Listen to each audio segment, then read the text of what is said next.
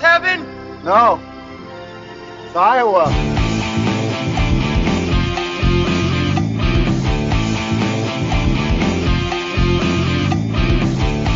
Ben, I have a request for you. You can't deny anything. me. What do you need? What do you need, Kevin? Anything. I need you to deliver 2 letters for me. Oh, okay. I mean, does the mail not work, or Well, can't afford the postage? there's just some things that are they written in French?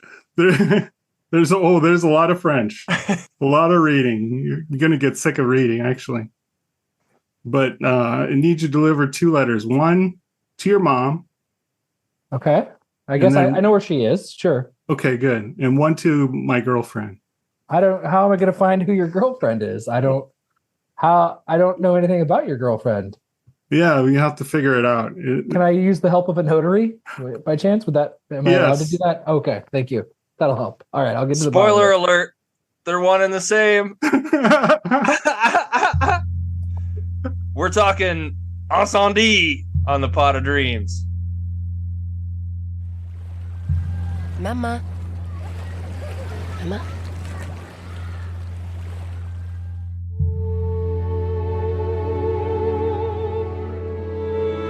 Ouverture du testament devant ses 2 enfants.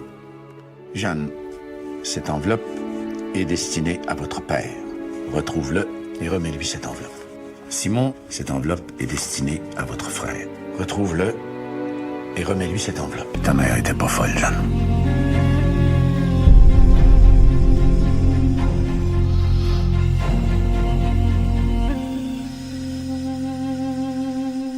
All right. Welcome, everybody, to the Pot of Dreams podcast. If you listen, we will pod. We got Ben, Kevin, I'm Eric. We are today talking about a Canadian movie that's directed by Denis Villeneuve. It's one of his pre-American movies, and it's called Incendies. And I picked it this week because I'd never seen it before. I'm a huge fan of Denis Villeneuve. It's on Amazon Prime, so please really rush out. We don't want to spoil the movie. If you haven't seen it yet, go see it. If your kid has like an event that you're supposed to go to, skip out and watch this movie instead. And You'll be glad you did. got to hang on till the very end because there's a twist. There's a plot twist to this movie, and it's not one that I expected. I saw it coming. It'll rack your brain. I knew it was coming. This was going to be my first question. Was Ben? How quickly did you figure out what the plot twist was? As soon as I realized the twins were born of rape in the prison, I was like, oh, I watched this with so thank you for this movie, Eric. Thank you for what I believe is the most depressing movie we've watched on this podcast. I don't think there are any contenders for a sadder movie. I watched. You said last week that it was maybe a murder mystery, and so I didn't know. I didn't totally know what the pllat was. Right, that's fine. Yeah, you didn't say it with supreme confidence. In fairness, you weren't like in lockstep. You're like, oh, I think so. That's fine. But I picked it for an in-home date night that my wife and I had. She numerous times was Ben's like, I can't watch this. We may need to turn this off, and I made her gut it out. It was rough. It was rough before we got to the twist, but. It's like, oh, the twins were born in this prison. And we don't know anything about honey, I think this is where it's going to, I think that's where this is headed. And we started doing the math and like, oh, I think it would work. And all right, yeah, Kevin, did you figure this out? And no, I did not. And okay, I did not either. I was horrified. I was horrified, but I was like, what could make this movie more depressing? We saw a kid get shot in the back of the head, and a bunch of people burned, and just a lot of suffering and misery and awfulness. How could we make this even more fucked up and awful? It's like, oh, we're assuming they're 2 different people, but it's actually just the one person. Well, okay, so let's go through the plot because I think it's important. Because there were some things I was kind of confused about. I think mainly because my main confusion is they never really say where this stuff's happening. So it's a made-up country. It's not any real thing. Ostensibly Lebanon, but even then, Daresh is made up. Like the Daresh University, right? Is a made-up place. So we want to make it a non-specific Middle Eastern country, but right. Right. Lebanon. So the plot of the if you had movie to is place. these two 20-something brother and sister. Yeah, mid-late 20s. They're brought sure. into a notary. Is he a lawyer? No, he's an He's estate lawyer. A estate lawyer / notary. I don't know. It's Canada, so I don't know if the distinction is Okay. notaries and lawyers. He's reading the will of their mother, right? Yeah, who worked for him? Yeah. Who was like his legal assistant or somehow. Paralegal, receptionist, whatever. And so she's died. He's reading the will, and the will includes essentially 2 letters. We made a joke about it, which is horrifying. Kevin, I can't believe you did that. You should be ashamed of yourself. But I am. The 2 letters. He is, yeah. And they say, deliver one of the letters to your father and deliver the other letter to your brother. And they didn't know they had a brother, first of all, and they thought their father was dead. And so they're like, what the fuck? What can we do? So the movie is basically them trying to find their father and their brother that they didn't know existed. And it's also kind of flashed in between these flashbacks, which that's the part of the movie I really didn't like. I didn't like that there were flashbacks. I guess it makes sense because you're telling the story of this woman, their mom, Marwan is that right? Yeah, and it's weird because they're doing this investigation, and then we get the flashbacks to get the backstory that they're also sort of getting at the same time. Yeah, It's and the actor confusing. that plays Marwan has to play like 16 to 60. Right. So yeah, she 'Cause doesn't really we ever start age out properly. where she's like a young girl who's all of a sudden, like the first flashback, she's young. Their mom is a young girl in some country they never really say. Yeah. Unspecified Middle Eastern country. Sure. They're Christian. We learned that they're Christian family, and she finds out she's pregnant, and she's pregnant by like a refugee or something, some guy that the family doesn't like. So they kill a guy, and then are about to kill her because she got pregnant and wasn't married. And the grandmother convinces the family, I guess, to let her have the baby. They'll get rid of the baby, and she'll leave. She'll just like leave the family and never be. She goes to the city to go to university. She's not allowed. So they take the baby away, like, which is a horrifying scene. Like, she has the the movie baby. starts early off with really shitty. Right. And they rip the baby out of her hands. It gets worse from that.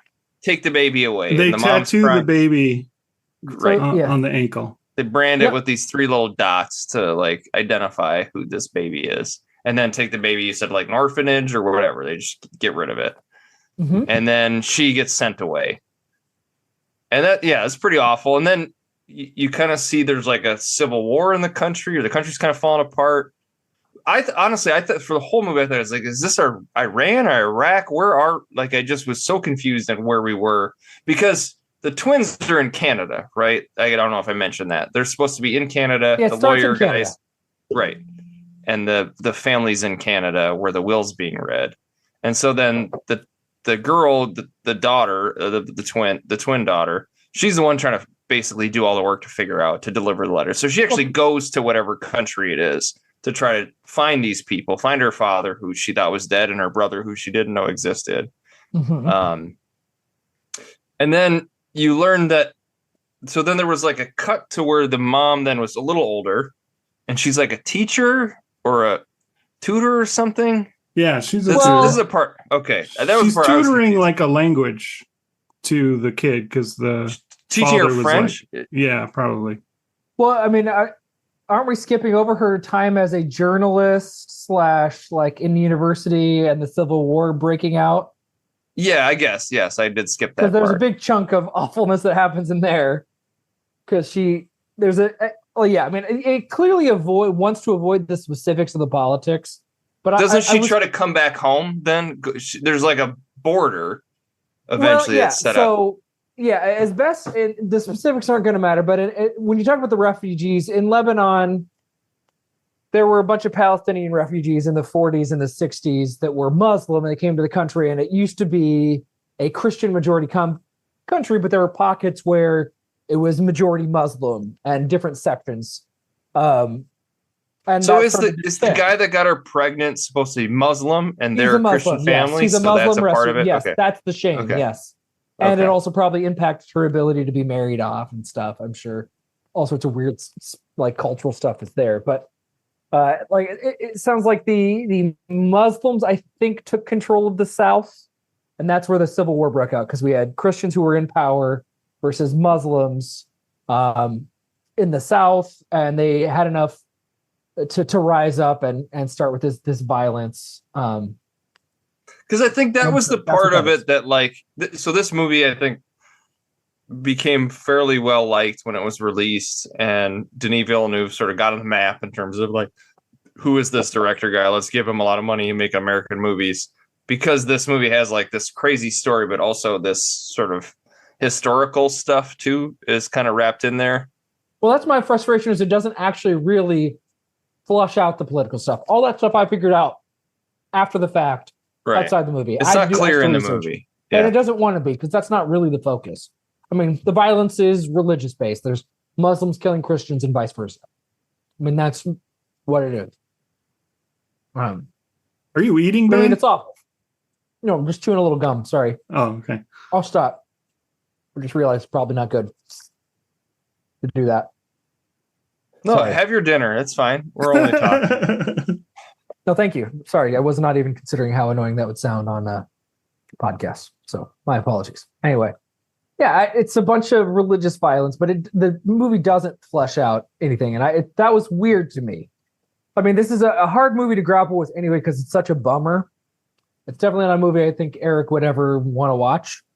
But I was like, it didn't really talk about it because it didn't really care. It was this woman's story, and this woman just suffered an insane amount of oppression. It was just her suffering the whole movie mostly. Yeah, I mean, so you referenced like there's a scene where I think she's trying, after she's in college or whatever, she's trying to come back to see her family. She's trying to find her son. Correct. Right? She goes to the South. Like, there's a partition where the Christian nationalists have still relatively full control of the north part of the country. The South is... Yeah. So this baby that she had and was taken away, she's actually trying to find her. Or her son. And him, yes. And there's a scene on a bus where all of a sudden they all get shot, and I think it's really well done. Like, it's like, it's jarring as shit. It reminded me of, like, there's a couple scenes in Sicario, like the opening scene in Sicario, where, like, holy shit, this is, like, fucking absolutely intense. And that's the bus gets shot up, all the people get taken out, and she's laying there. Like, there's a family with a daughter laying on the bus trying not to make a sound, and then they start pouring gasoline on top of the thing, and then she runs out and tries to save the kid, and they shoot her, and then she says, "I'm a Christian," so they let her go, and then she's sitting there where the bus is on fire. It's like absolutely a harrowing scene and really well done. Super it's well made, but it's such a bummer. Because she tries to save a girl's daughter by pretending it's her daughter. The daughter doesn't understand what's going on and just tries to run back to her mom, who's been burned in this bus. And as this girl's running back, somebody cold-blooded shoots her in the back of the fucking head, and she just drops. It's heavy as hell. Yeah, it was impactful. But yeah, that's that, and then she goes to the city looking for her son, and it's just bloody and a mess, and then that causes her to, even though she's Christian, she says to some guy, like, I hate the Christians. I want them to suffer. And that's where she ends up getting a job as the tutor of the guy who's like the leader of the Christian nationalists in Lebanon, although the movie doesn't say it. And that's where she's tutoring the guy in English. And then she kills this guy. Yep. And then is taken to prison and for 15 brutalized years. And raped and tortured. And then she gets pregnant, you find out. And then she's released from, she has, you don't really find, there's sort of a Christopher Nolan-esque, like, two timelines coinciding at the same time, where the daughter learns that she was not born in Canada. She was actually born in prison, and that the twins, her brother and herself, were born in prison and then taken away. And then she connects the dots at the same time as you see it in the story, that the guy that raped their mother is actually their brother. Well, so, and you even skipped the scene where the twins were almost just dumped into a river. Like, a guy's job was to carry them in buckets and dump them into the water. And then there's this woman who says, "Please, I'll take them. You did your duty. You killed them." And it's like, good Lord. Like, they came this close to just never just having died as babies in the water.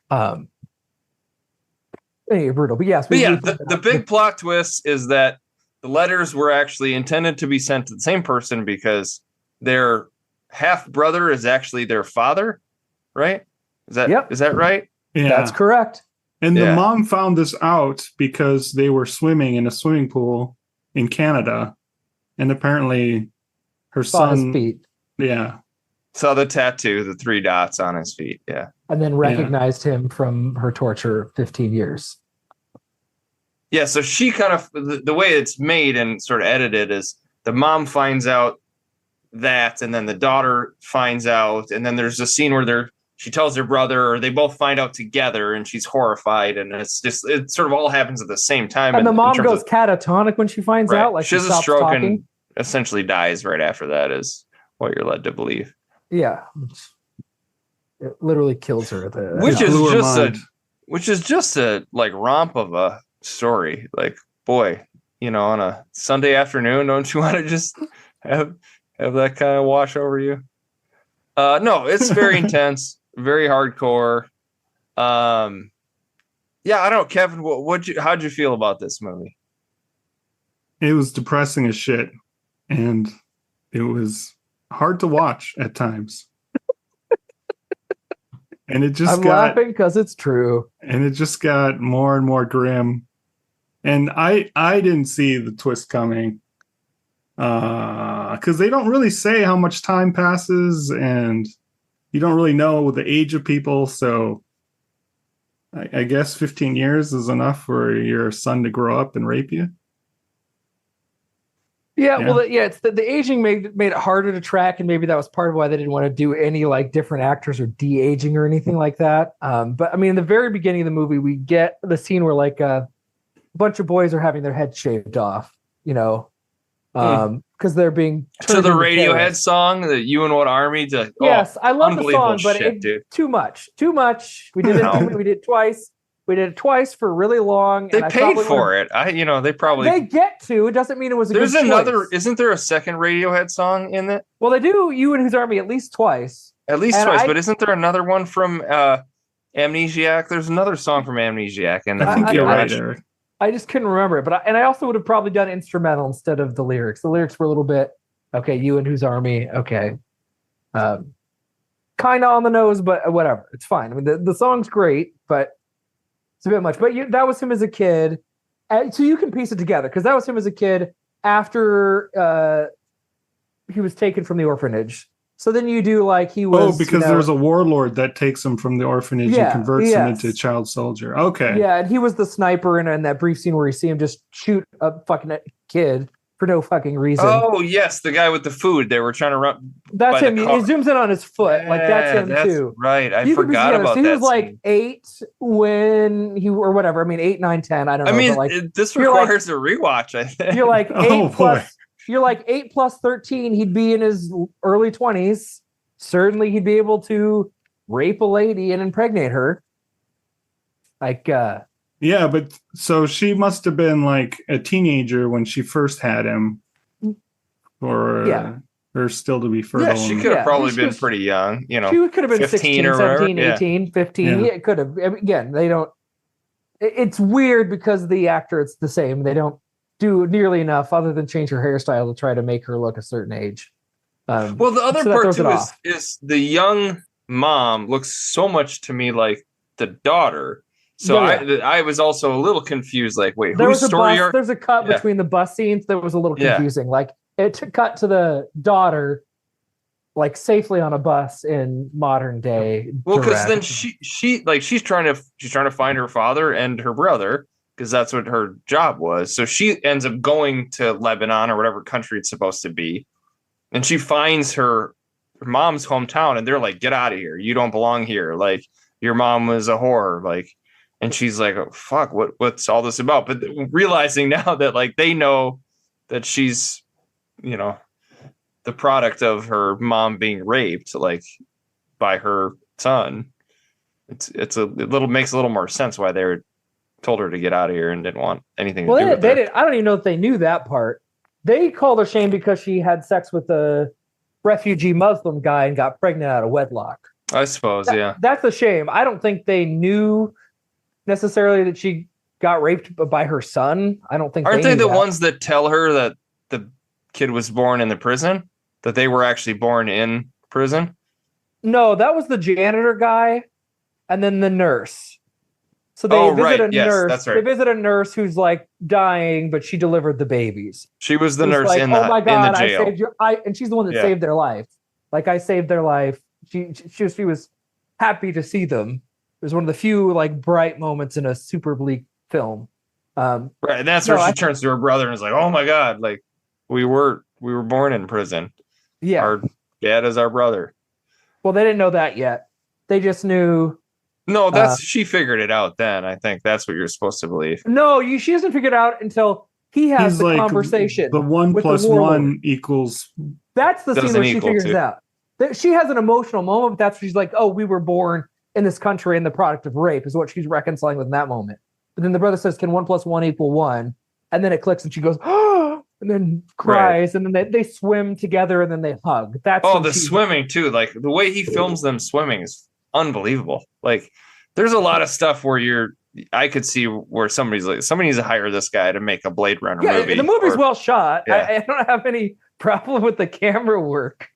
That's not that's not the bad part of the movie. It's just what happens is such a bummer. Well, Villeneuve, like, have you ever seen Prisoners? You think this movie's depressing? That movie's fucking super depressing.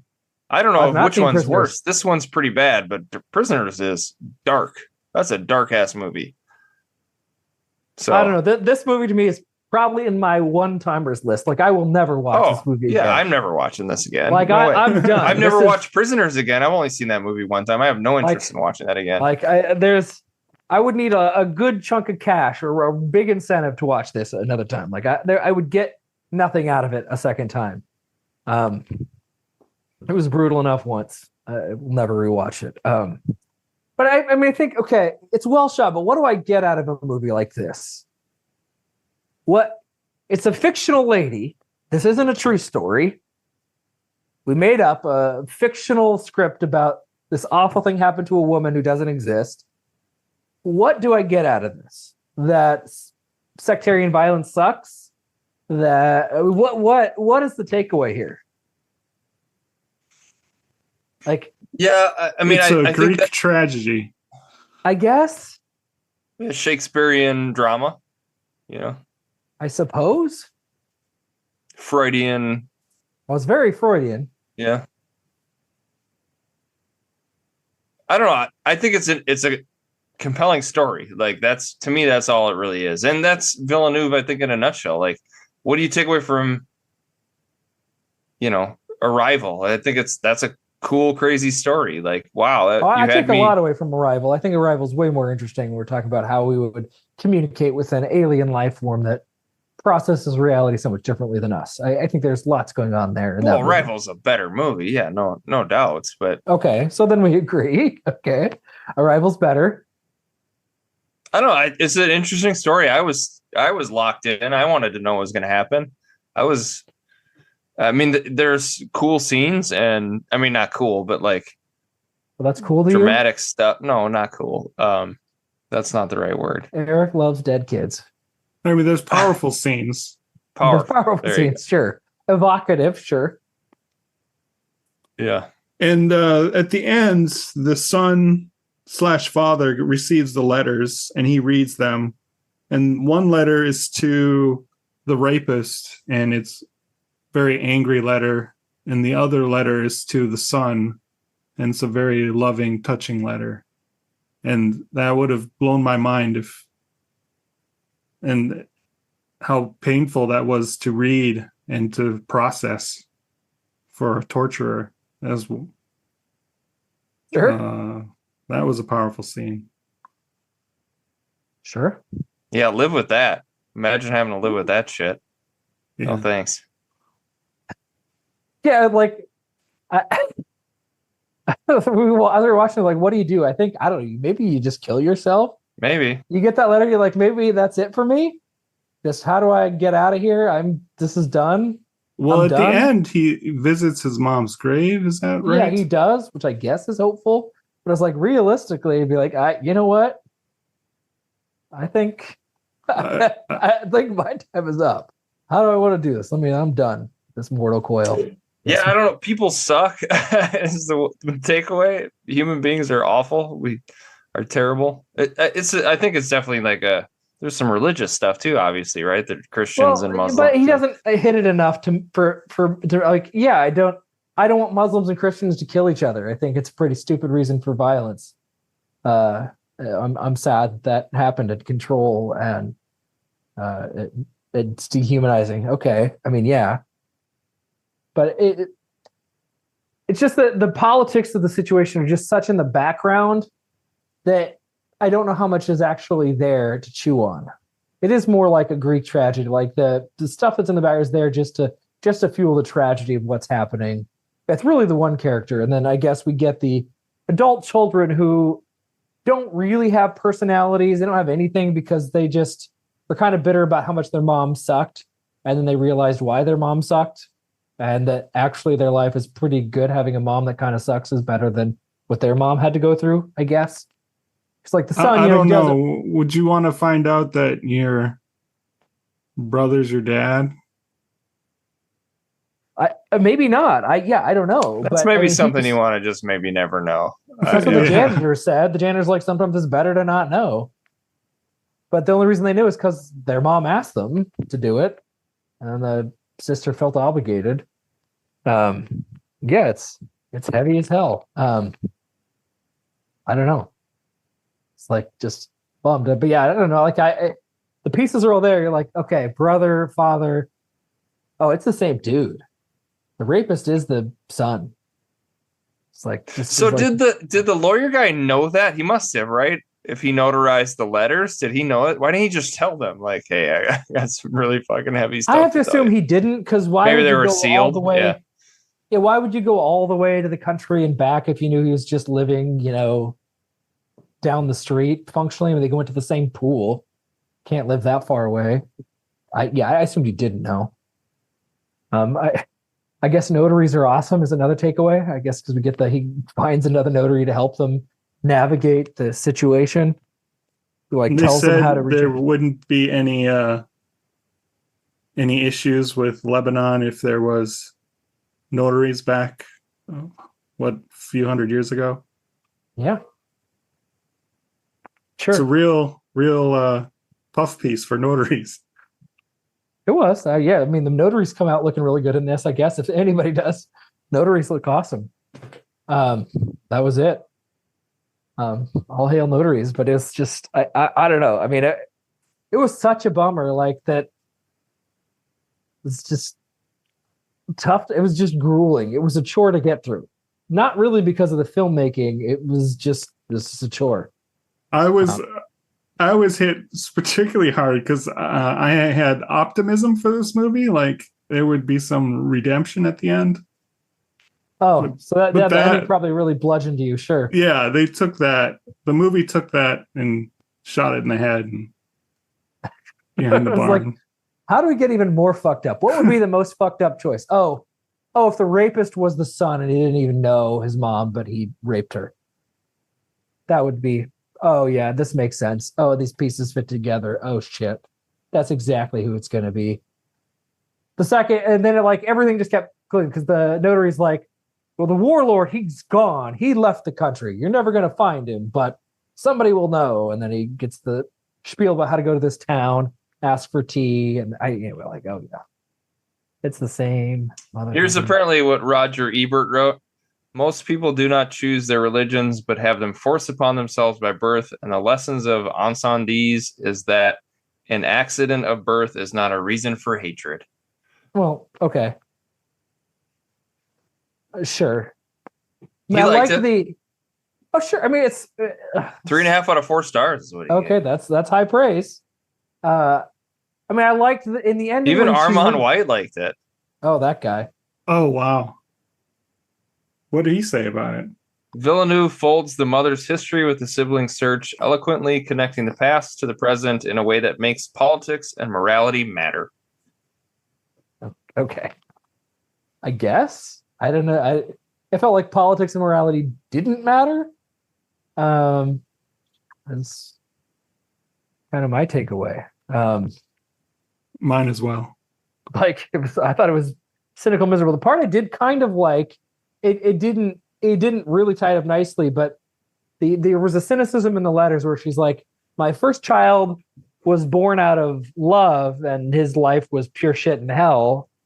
And then my other kids were, born out of misery and suffering and awfulness.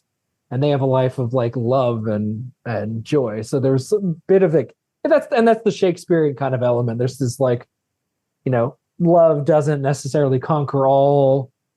Hate doesn't. It's that kind of question for you. Like, isn't it basically the story of the Skywalkers? Right.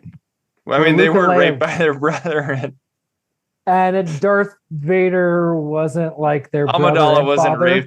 raped by, but he was Darth Vader. No, please elaborate. Tell me more about why you think this is an analogy that works. I think it's the same movie. I think it's basically the same movie. I think Darth Vader and these twins weren't separated was a at torturer. birth. Yeah, they did have a kiss in Empire, so that's weird. Yeah, they kissed each other. Yeah, there you go. Same movie. I do think Star Wars is less depressing for whatever reason. Bums me out somewhat less than Incendies, as you say. It's tough, but yeah, the kids don't have much. The kids' jobs is just it's really the mom's story.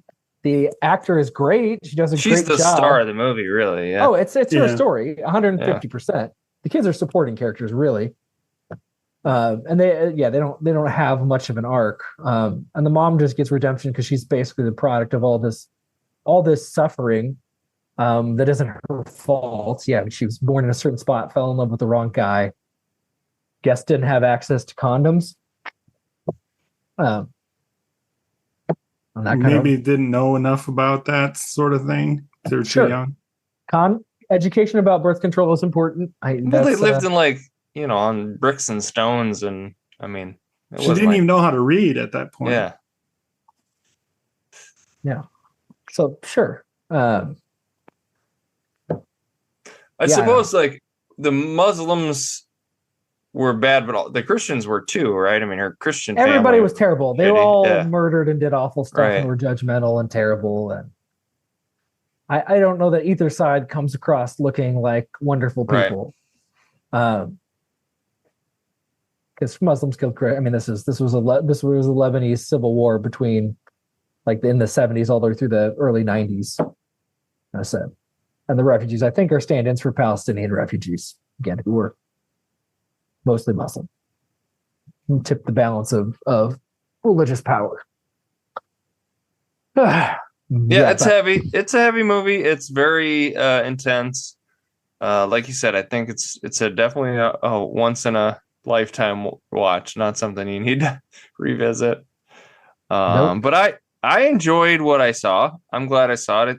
I really like watching early movies of people of directors or whatever that I really like. I like watching where you can see, oh, this person has something, maybe this isn't the best thing that they can do, but they're going to do something that's really good. Like Dune 2 or something. Yeah. You can see this and man, if somebody gave this dude a lot of money and a way better idea, this dude's going to make some fucking good movies. What was the problem with this idea? Too much incest. I think let's take a beat on the incest and try something different. But the incest and rape. That's a little tough. Yeah. War crimes. Let's, lighten it up a little bit. And there's a lot of that incest and rape in Dune, though, as far as I recall. It's true. There is. So you can see strands. No, I get what you're saying.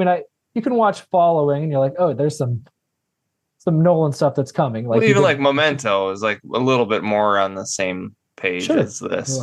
He's going to get more money and do cooler things. I get what you're saying. Yeah, sure. I think the budget for this movie was $6 million, and all of it's on screen. It looked really good, and there was some bigger set pieces and tanks and stuff that I thought I really like the way Pretty you put impressive. that all of it was on screen. I was like really well put, Kevin. Oh, thanks, Eric. Yeah. No, I think you like some movies you're like, the cost what? Like where did this money go? Like you see some of these Netflix movies like $200 million. Like somebody's walking around with $100 million in their pocket. Like this movie, like you're right. Whatever money they spent, you can see. There's a scene where there's like you said, tanks running through the streets. Is so that's not cheap to do to get tanks. Yeah, no CGI or anything. It's all, Right. all like real stuff. They set a bus on fire. Right. Sure. I mean, it looks good. I don't know. It's just tough to reconcile a movie this much of a bummer. I don't know. It's just tough. Well, like Pi. Have you ever seen Pi, the Aronofsky sure. movie? Like you watch it, Sure. and you're like, oh, this guy's gonna make a good movie. Like Yeah. eventually. I mean, Yeah. and I like Pi. I like actually Pi quite a bit, but But yeah, Pie's fun. he's kind of in one of those. A lot of his movies, I don't need Aronofsky. Don't need to watch them again. I think I'm good. Sure. Yeah, he's got a lot of one-timers. Fair enough. But yeah, I would say probably because I was locked in. It's foreign language, which we haven't done a lot of foreign language movies. So you're reading the whole movie. It's all in French for the most part. There's some, I think, scenes where there's a different language, but they don't subtitle it, right? Like as if the people speaking, because like there's the one scene where the daughter, she doesn't know what they're saying and they don't translate it for her. She had to get like a girl that spoke Correct. French. They don't subtitle Yeah. the non-French language, which is a nice choice because we're feeling the confusion the character does. Yeah. And there's maybe like 2 lines in English or something. There's very, very little. Right.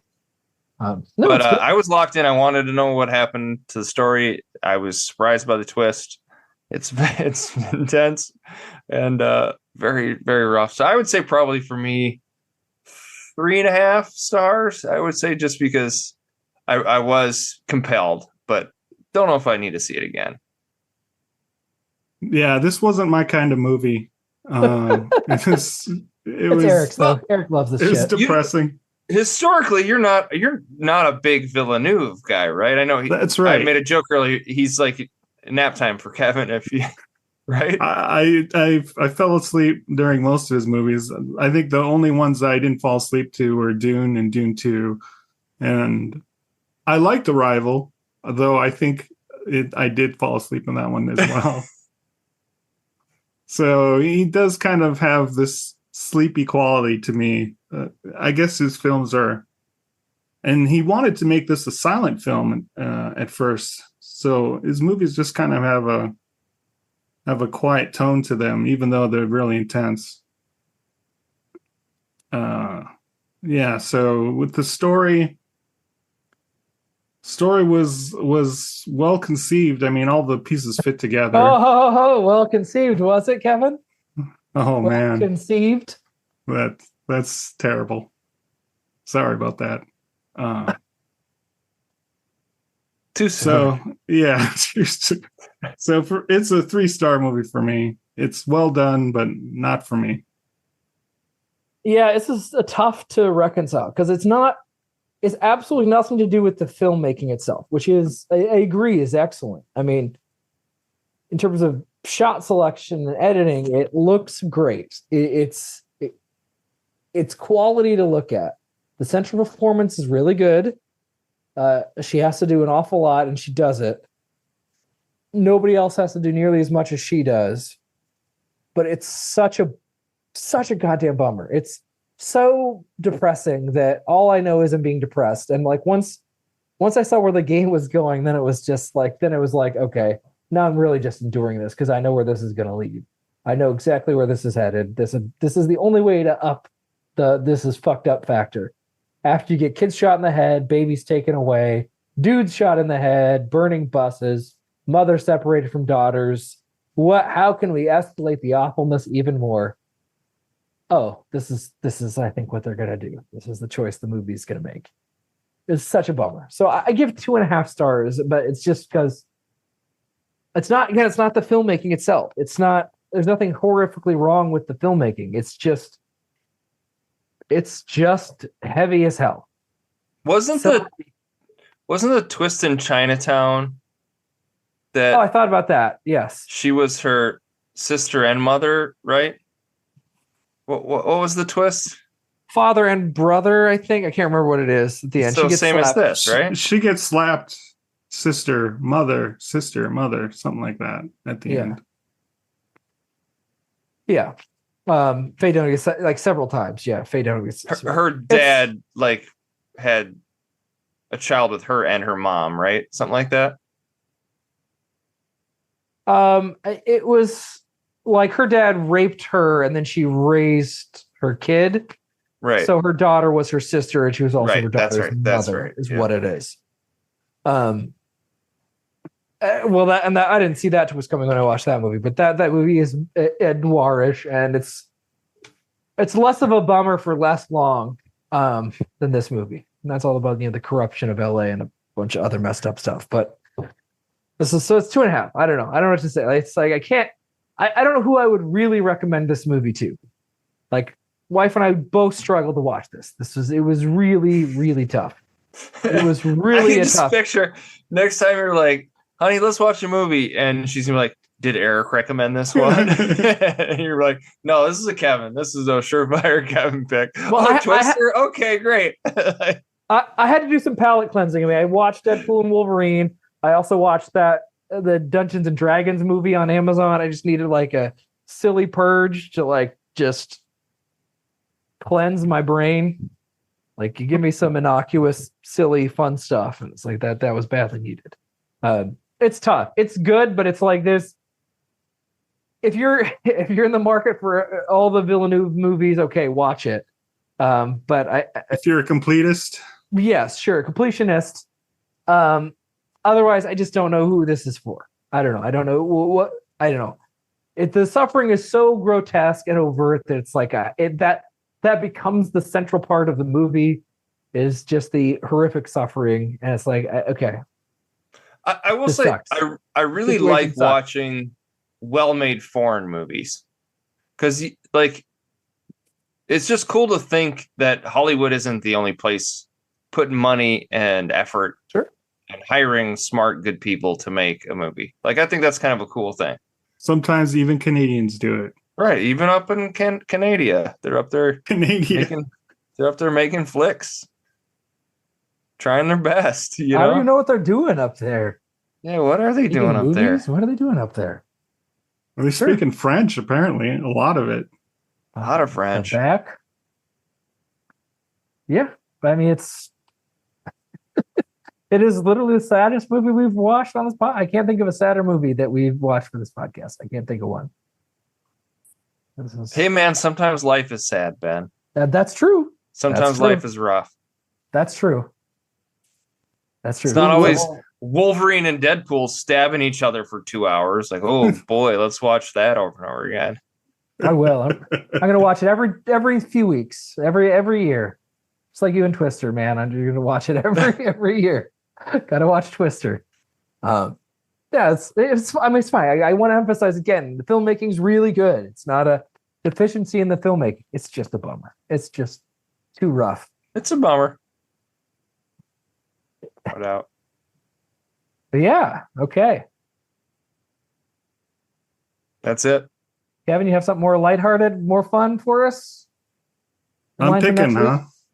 week? Yeah. Well, we'll see. I haven't seen this movie. It has a reputation. Wikipedia calls it a film noir thriller. Okay. It's from 1955. So we're going back a ways. Film noir Okay. thriller. Ooh. Is it? I don't think the year's right. Night of the Hunter? Oh, you got it. You got Okay. it.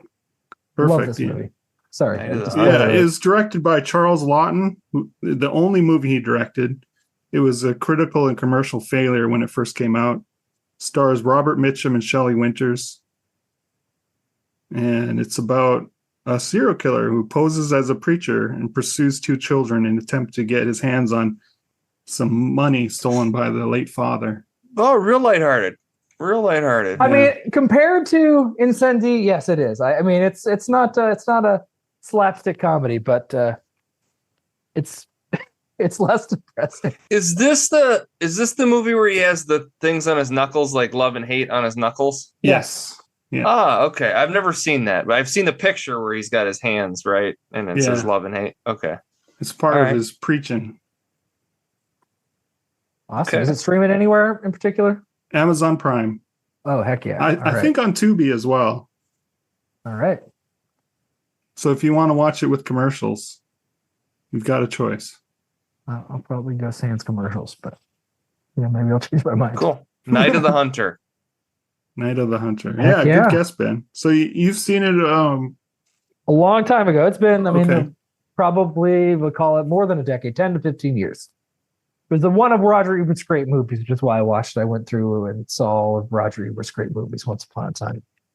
And it's good. All right. Excellent. Cool. Well, thanks for listening. Thanks for putting up with that movie. Hey, if you're listening to this out there in the internet world and you watched this movie because we suggested it and you sat through it and you learned that this woman had the twins in the way she did, thank you for putting up with that. We really appreciate it. Wow. That's very heartfelt, Eric. I mean, there might be one or two people out there that did that. And thank you to those two people.